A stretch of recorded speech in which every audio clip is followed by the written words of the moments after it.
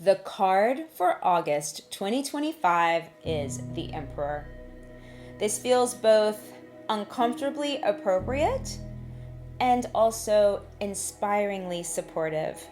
Hello, my friends. Welcome back to the month-to-month tarot card predictions for 2025. Back in January, I did a full spread for the year that included a card for each month, 12 cards, and one card for the year. And we start that in August with the Emperor card, which feels, now that we've been in this year for 8 months, so appropriate. We also are in August, which is ruled by Leo, the fire element, and the Emperor card is also ruled by the fire element of Aries, the god of war. Then we move into September with the Justice card. Justice is the card for Libra, and in September we get the autumn equinox in the northern hemisphere, and we move into the sign of Libra, which, again, the scales of justice, which feels like, will justice be served? Will the leadership start to serve us, or will it continue to destroy things?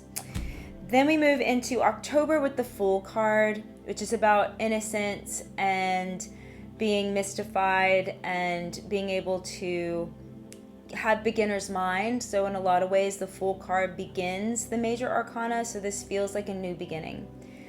Hopefully in October we do experience a new beginning, because we fucking need it. And then November, the Moon card, which is about mystery and trusting in our intuition. And then December 2025 wraps up with the Death card. Total transformation, irrevocable change, the dying off of the old so that we have room for new to grow and come in. And wow, what a powerful end. So major arcana cards all the way to the end of the year. Let's get ready for a powerful cycle. I also want to talk very briefly about the card of the year, which is Temperance. We have got to remember right now, y'all, Temperance card. Okay, this is about balance, equanimity, being very intentional, walking the middle road. The Temperance card is here to say, hey, look, don't be so impulsive. Slow it down. Take it easy. Look at the whole picture. What's your intention here? What do you want to get out of this? And how can you move about it in a way that's going to create win-win situations for everyone? We are aiming for balance and moderation, my babies. Balance and moderation. Get up every day when you're doing your intentions, when you're doing your gratitudes, when you're visioning your day. Ask for your soul, your spirit, your higher self to help you walk the path of moderation and balance. That way you will be ready for whatever comes your way. Here we go. Let's talk about the Emperor just a little bit. The Emperor card, like I said, ruled by Aries, the god of war. That is what we're seeing. It's happening all around us. That is the negative side of masculine energy, of yang energy, is when it's dominant, domineering, when it's stomping things out, when it's destroying things and fighting and warring. And there is also the other side of mask energy, of yang energy, that is the protector, that is the leader, the empowered leader who lifts people up around them, who creates stability and structure so that we can all thrive, that helps create energy that allows us all to feel supported so that we can grow and move forward. So that's like teaching us what they've learned and sharing their support and their inspiration. This is what a great leader does. And this is also the energy of the Emperor, helping us to get new things started and build a stable foundation so that when we do start to build the new thing, the structure is intact and it can serve us for a lifetime. Win-win situations. That would be the positive side of this mask energy. All right, as you know, I like to read from the books. So I didn't know which way to go with this. I am going to go ahead and read out of the more traditional book first, and then we will go to the Revolutionary Queer Tarot after that. More like, what we want to end with is this energy. And we might as well start with the traditional as a base. In the emperor's best aspect, he indicates the stability of a just society that allows its members to pursue their personal needs and development. The natural world is chaotic. Without some sort of social structure, we could each spend all of our lives fighting to survive. Society allows us both to work together and to benefit from the experience of those who lived before us. In its more negative aspects, the emperor represents the power of unjust laws in a society where stability takes precedence over morality. Once we establish law and order as supreme, then a corrupt ruler becomes a disaster. Relatable? 100%. But if the entire system is corrupt, producing only bad rulers, then stability becomes the enemy of morality. The value of the symbol of the emperor depends a very great deal on time and place. In an unjust society, the emperor's power hinders rather than helps personal development. A great many people have gone to jail for attacking unjust laws. More personally, the emperor can signify a time of stability and order in a person's life, hopefully opening up creative energy. He can also indicate a specific person who holds great power, either objective or emotional, over the subject.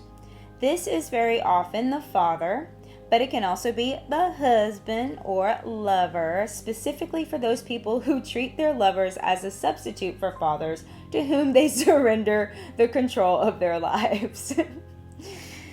Oh, Lord. As a card of personal qualities, the emperor can indicate the ability to defend one's territory, to create firm boundaries and vigorously maintain them. He symbolizes a rationalist approach to issues, one that values analysis and measurement over emotion and intuition.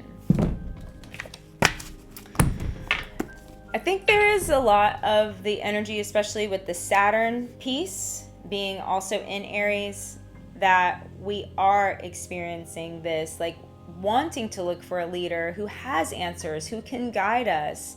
And with this book talking about, just looking for daddy issues to be figured out, we need to talk to our internal leader, our internal father.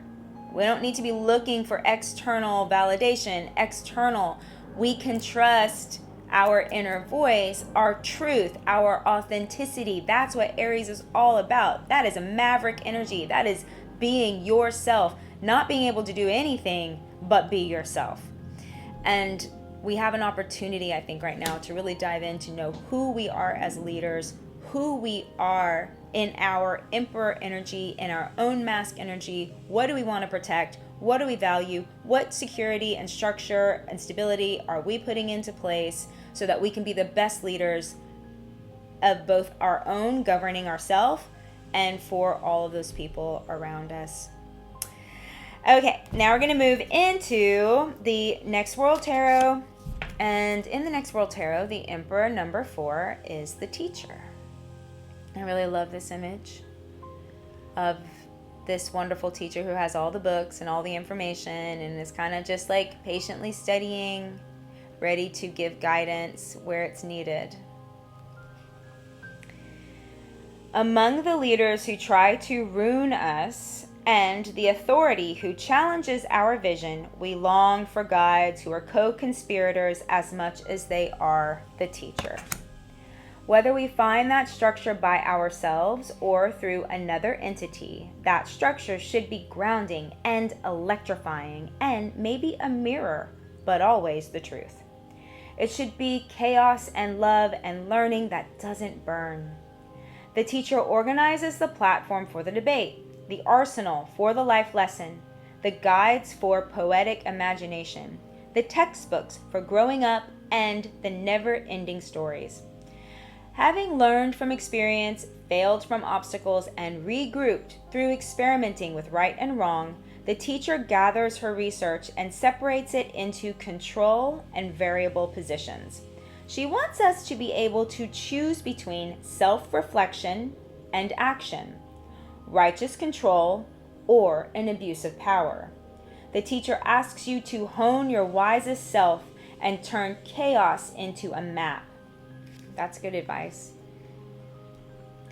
Through every triumph, every learning experience, and every moment of unwarranted silence or oppression, the teacher archives the principles that work for herself and for others, creating libraries that help kids learn the definition of justice. She asks you to isolate your mind from the noise and shut down the voices that challenge your intellect. She asks you to study justice. How can you aid and abet the situation at hand through truth and radical responsibility? Uncover a whimsical sense of responsibility that may forget to shower, but always puts justice in front. That's so funny. My dad's an Aries, and getting him to shower at 86 ain't easy, y'all. I really hope this serves you as we move into the next 5 months of this year. Resonate with this information, with these lessons. Sit with it. Allow yourself to figure out how this Emperor energy is going to help you here in August, support you, and give you what you need to get through the rest of this year. Thank you so much for watching. It is always a pleasure to be here with you. If you've enjoyed this, please like this video. If you haven't subscribed, please subscribe. If this video will serve anyone you know, please share it with them. That helps me so much. Please leave a comment down below, maybe a crown for the Emperor. If you're ready to step into your power, your authenticity, and take action on building this new vision of your life. That's what the Emperor is here to help us do. Thank you so much again. I will see you in the next video. Bye for now.